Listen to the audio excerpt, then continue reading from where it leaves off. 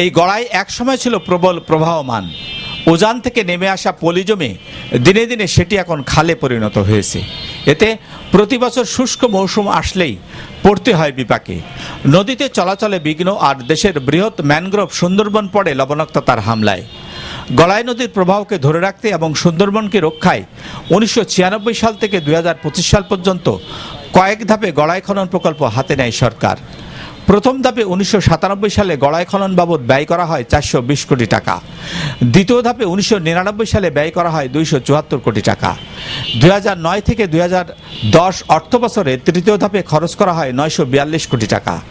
সবশেষ চতুর্থ ধাপে 2018 থেকে 2025 সাল পর্যন্ত গড়াই নদী খননে প্রকল্পে ব্যয় হয়েছে 590 কোটি টাকা। তবে 3 দশক ধরে চলা এই প্রকল্পে সরকারের কয়েক হাজার কোটি টাকা খরচ হলেও তা কোনো কাজেই আসেনি। নদীর বালি নদীতেই ফেলা হয়, আর হুমকির মুখে ফেলেছে সুন্দরবনের মিঠাপানির ভারসাম্য ও এই অঞ্চলের কৃষি জীববৈচিত্র্য, কোটি মানুষের জীবন জীবিকা, জানালেন এলাকাবাসী। নদী তো প্রত্যেক বছরেই কাটে, প্রত্যেক বছরেই নদীর বালি নদীতেই আসে, নদী এইভাবেই ভরে যায়। এ তো কাটিয়ে কোনো কুল কিনারা হয় না। বেশি গভীরতা করে খনন হচ্ছে না, এর জন্য সরকারের ব্যয়বহুল টাকা খরচ হচ্ছে, কিন্তু জনগণের কাজ হচ্ছে না। অবশ্যই অনিয়ম, কারণ সরকার জনগণের অর্থ ঠিকই যাচ্ছে, কিন্তু কাজ হচ্ছে না।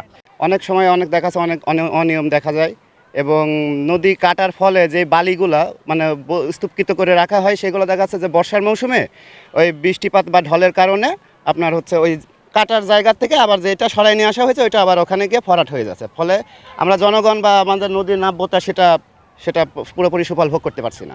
নদী পরিব্রাজক ও পরিবেশবিদরা বলছেন, অনিয়ম, দুর্নীতি, সঠিক ব্যবস্থাপনা ও স্বচ্ছতার অভাবে ব্যাহত হয়েছে গড়াই খননের উদ্দেশ্য। গড়াই খনন হলো, গড়াইয়ের বালি গড়াইয়ের পাশেই রাখা হলো, সেই বালি আবার গড়াইয়ে চলে গেল। তাতে হলো কি, খনন হলো, খরচ হলো, কিন্তু লাভ হলো না। 4টে ধাপে যে 25 সাল পর্যন্ত যে প্রকল্প চললো, এটাতে শুধুমাত্র ব্যয়ই হয়েছে 2021 কোটি টাকা যে ব্যয় হয়েছে, সেটা ব্যয়টাই বেড়েছে।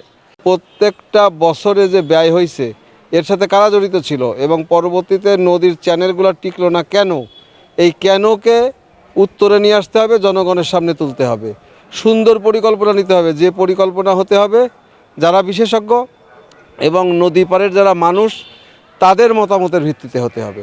তবে পানি উন্নয়ন বোর্ডে নদী খনন কার্যক্রম একটি ট্যাক্স ফোর্সের মাধ্যমে পরিচালিত হয়ে থাকে। এখানে অনিয়ম, দুর্নীতির কোনো সুযোগ নেই বলে জানালেন এ প্রকল্প পরিচালক জাহিদুল ইসলাম। আসলে এই ড্রেজিং যে অনিয়ম যে বলা হয়, অনিয়মটা আসলে কি? এই ড্রেজিংয়ে আমাদের যে প্রকল্প নেওয়া হয়, প্রকল্প হচ্ছে প্রতি ঘন ফুট বা ঘন মিটার মাটি বা বালি পরিমাপ করে ঠিকাদারকে হচ্ছে তার বিল পরিশোধ করা হয়। এই ক্ষেত্রে আমাদের যে সেন্ট্রাল একটা টাস্ক ফোর্স আছে, এই টাস্ক ফোর্স পিরিয়ড গ্রহণ করে এবং টাস্ক ফোর্সই পোস্ট গ্রহণ করে। সেই কারণে আমাদের অনিয়মের কথাটা আমরা যখন বলতে যাই, অনিয়মটা বললে আসলে কি বলা যায়, যে সরকারের টাকা কাজ না করে ঠিকাদারকে পেমেন্ট করে দেওয়া। এখানে এইটা ঘটার কোনো সুযোগ নাই। কারণ হচ্ছে যেহেতু আমাদের প্রি ওয়ার্ক এবং পোস্ট ওয়ার্কের মাধ্যমে যেই আমরা ভলিউমটা পাই, ওই ভলিউমের সমপরিমাণ টাকাই শুধুমাত্র ঠিকাদারকে পেমেন্ট করা হয়। সুন্দরবন রক্ষায় গড়াই নদীর প্রবাহকে ধরে রাখতে যেমন খনন কার্যক্রম চালু রাখা দরকার, অন্যদিকে নদী খননে সরকারের কয়েক হাজার কোটি টাকা ব্যয় হলো কেন নেই সুফল, তা খতিয়ে দেখার দাবি সচেতন মহলের। নূর আলম দুলাল, সিটিসি নিউজ, কুষ্টিয়া।